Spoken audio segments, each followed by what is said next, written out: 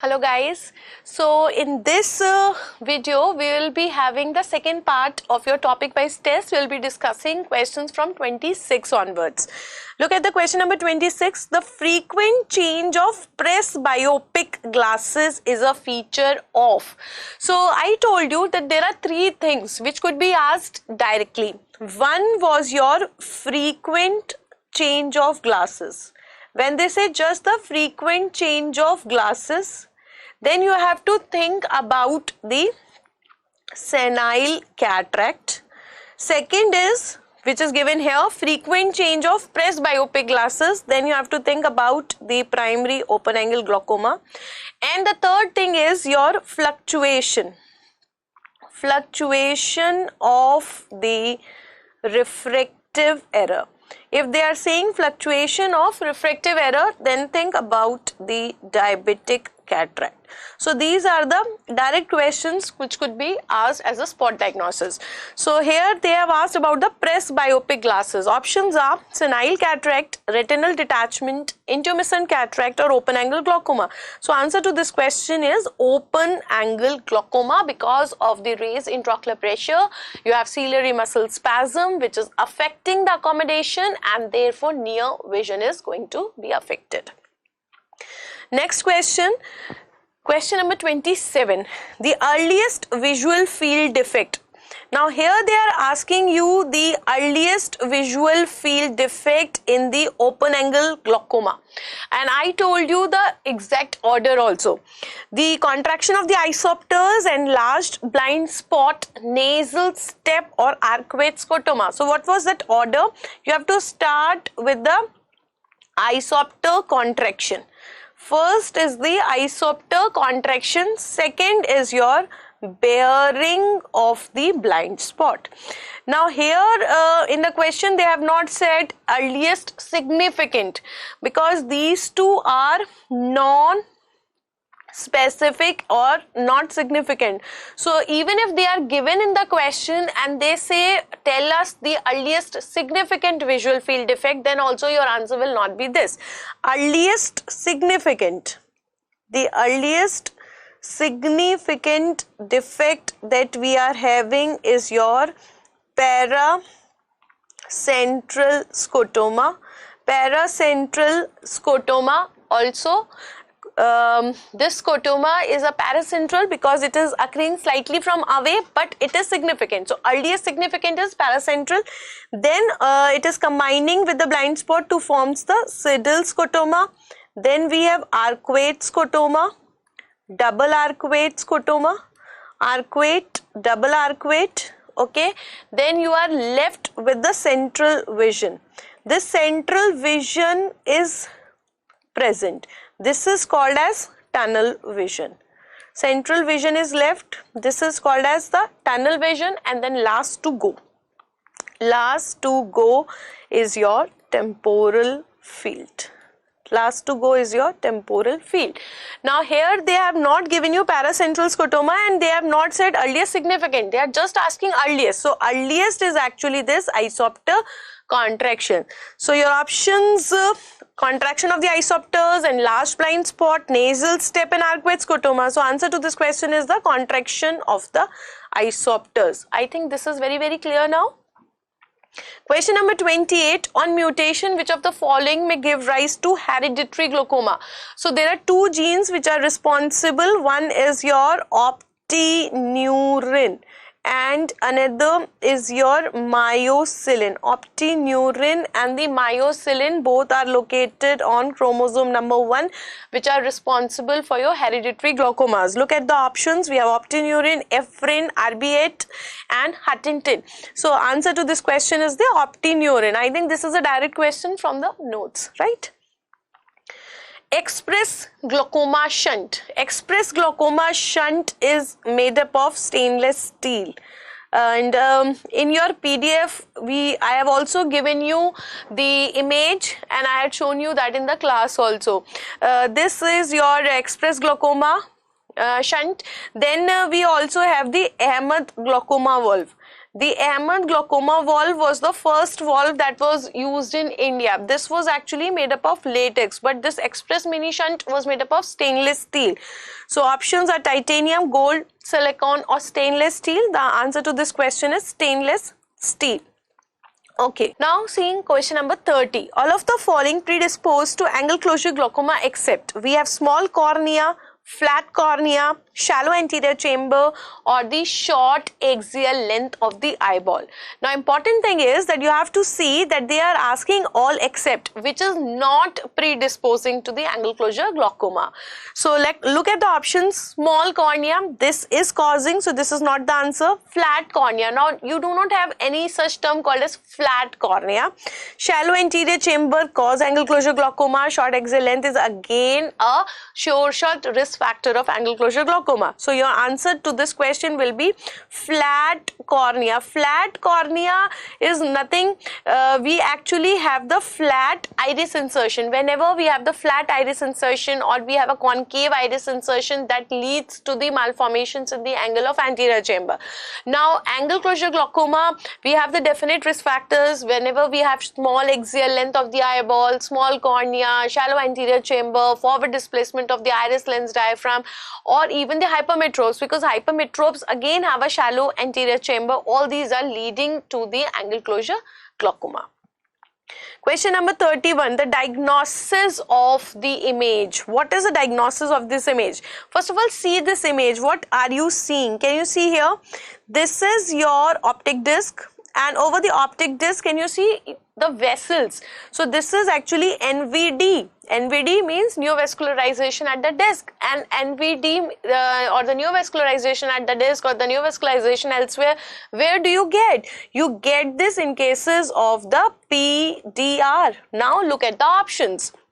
Diagnosis is proliferative sickle cell retinopathy, non-proliferative sickle cell retinopathy, diabetic retinopathy or the hypertensive retinopathy. So what is this actually? Is it proliferative type or is it a non-proliferative type? So obviously this is not hypertension retinopathy, this is not non-proliferative sickle cell retinopathy.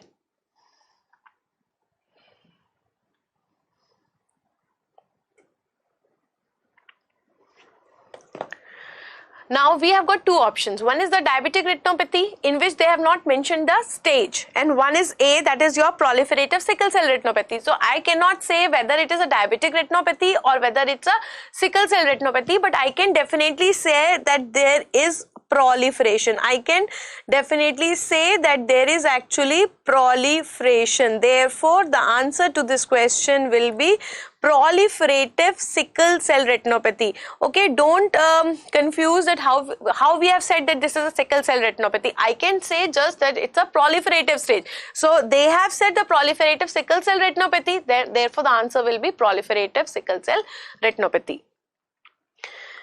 Next, question number 32, dangerous area of the eye. So this is again the direct question. Dangerous area of the eye is not retina, optic nerve, ciliary body or sclera. So it is the dangerous area, which is the ciliary body.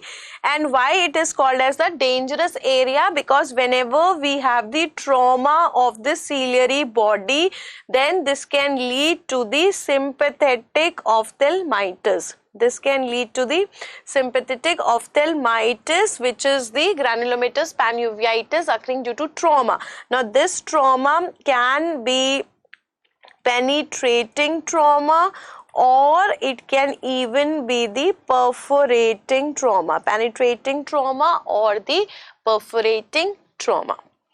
Question number 33, the Schaeffer's sign is pathognomic of. Schaeffer's sign is also called as tobacco dusting sign. It is also called as the tobacco dusting sign, where we actually get the vitreous pigments. There is pigment dispersal in the anterior vitreous cavity. So where do we get this? In retinitis pigmentosa, CRVO, CRAO or retinal detachment. This is seen in the RRD. So answer to this question is retinal detachment, because it is seen in the rhegmatogenous retinal detachment.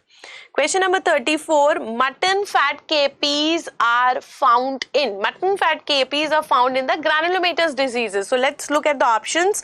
Acute hemorrhagic uveitis. In acute hemorrhagic uveitis, we get the red KPs. Then we have Fuchs heterochromic iridocyclitis. Here we get the stellate KPs. Stellate KPs. Non-granulomatous uveitis mein we get the fine KPs. So answer to this question is granulomatous uveitis, where you get the mutton fat KPs. Now another important thing is what it is composed of. The composition is also different here. So granulomatous uveitis, where we have mutton fat KPs, therefore mainly these are made up of macrophages.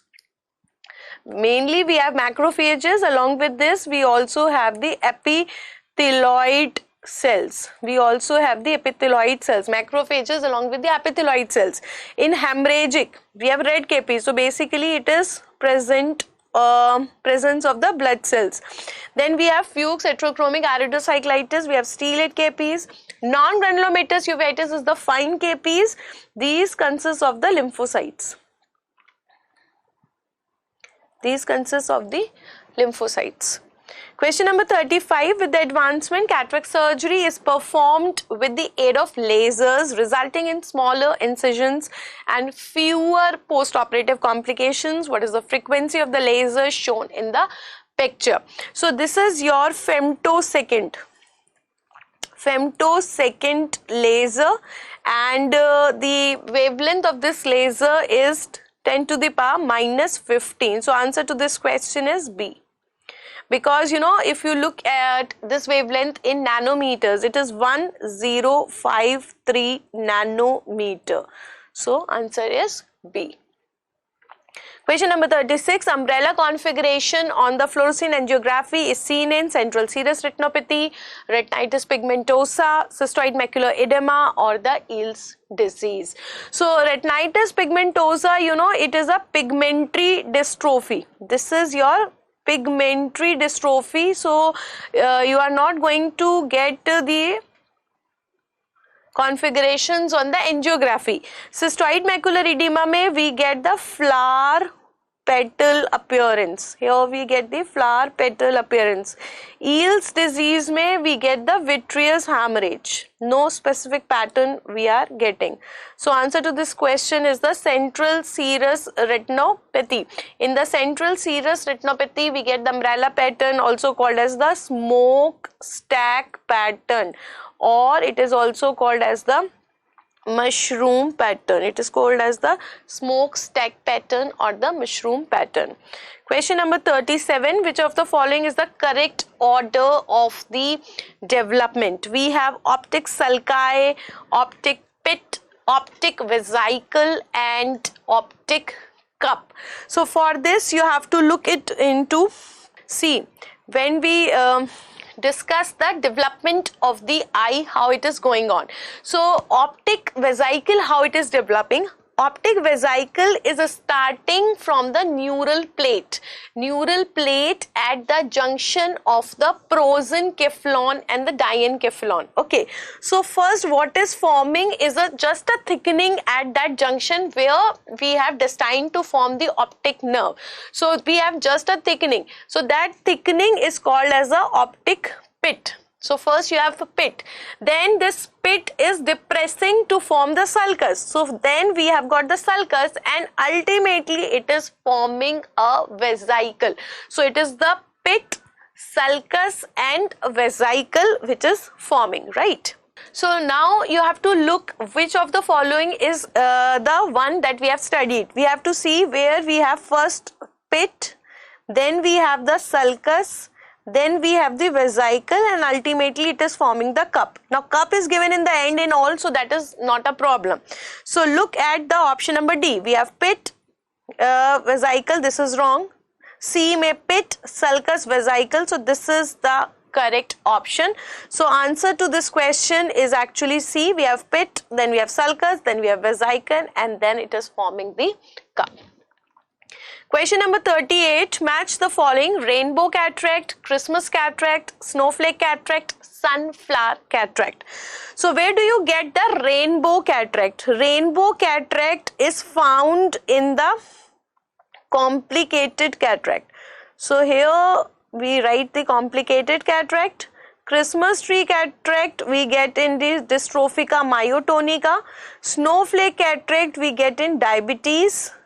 And sunflower cataract, there are three causes. We have the Wilson's disease, or we have the Child-Causes, or we have the penetrating trauma. So you have to see which of the following cause is actually given here. So see the option where they have given you complicated in the first one, because we have started with this rainbow cataract. So rainbow cataract is found in the complicated cataract. So complicated cataract is given here, complicated cataract is given here. So that means this is wrong and this is wrong. Now you have to see where they have given you dystrophica myotonica, second dystrophica myotonica. So this is correct therefore, because second they have given diabetes. So this is wrong because Christmas tree cataract is not found in diabetes. So even if you know 2C, answer is yours. Then third, snowflake cataract is diabetes. So this is also correct. And fourth is Child-Causes. They have given this. So answer to this question is C. You are getting this question. So you are getting the rainbow cataract in the complicated cataract. Then you have Christmas tree cataract in myotonica dystrophica, snowflake cataract in diabetes, and sunflower cataract. Any of the following: we can have penetrating trauma, we can have the Wilson's disease, or we can have the Child-Causes. Then question number 39, posterior subcapsular cataract is treated by which laser? So you know that we do the ND-YAG laser posterior capsulotomy, and the YAG laser posterior capsulotomy we do. So which laser we are using? ND-YAG laser 1064 nanometer. So answer to this question is actually B. ND-YAG, neodymium yttrium aluminium garnet. And you should also know the mechanism of action. Mechanism of action here is photodisruption. The mechanism of action is photodisruption. Question number 40. A 10-year male patient is complaining of nyctalopia. We have nyctalopia and we have tubular vision. So this patient, 10-year boy, is having night blindness also, tunnel vision also. He was further investigated, blood smear was taken. What is the probable diagnosis? What is this blood smear? So here you can see that these are acanthocytes. Acanthocytes. Okay. So acanthocytes are actually found in which of these syndromes? Acanthocytes are found in the Bassan-Konsvig syndrome. Now, Bassan-Konsvig syndrome can be related with the retinitis pigmentosa. Retinitis pigmentosa is more common in the boys. It is bilateral, it is symmetrical, and it is presenting with the night blindness. Okay, and slowly and gradually what do you have? Because you have so many pigmentary spicules all around the retina. So slowly and gradually whole of this peripheral vision is gone and the patient is left with just the central vision, that is your tubular vision. So therefore answer to your question is Bassan-Konsvig syndrome, because you know there are so many systemic associations along with the retinitis pigmentosa. So depending upon the other things, because nyctalopia and the tubular vision, this can occur in every case of retinitis pigmentosa, but they have given you acanthocytes. Okay, now acanthocytes are found in the A-beta lipoproteinemia. A-beta lipoproteinemia. Okay, and this A-beta lipoproteinemia can be found in this Bassan-Konsvig syndrome. Bassan-Konsvig syndrome can be associated with RP. So your answer is A. Question number 41. Photodynamic therapy is used in the eye for the treatment of which disease? So photodynamic therapy, it was previously the treatment of choice in the wet AR ARMD. It was used in the wet ARMD treatment of choice.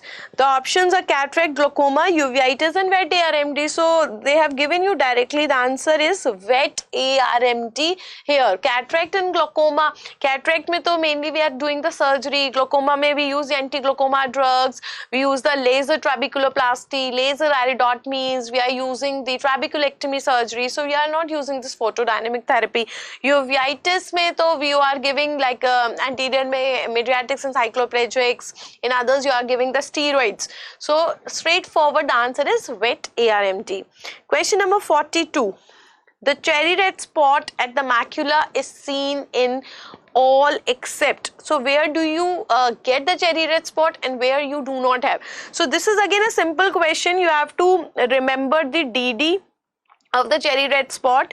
It is the cherry trees never grows